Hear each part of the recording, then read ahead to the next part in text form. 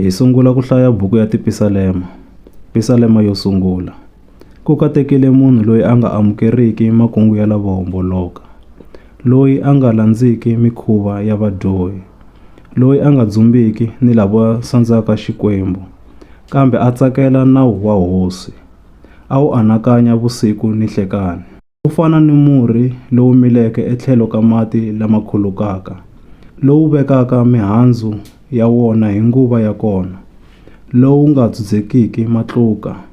Eka hinkwaswo leswi a swi endlaka, wa humelela.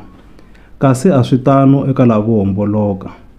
Vona va fana ni mungu lowu hangalasiwaka hi moya.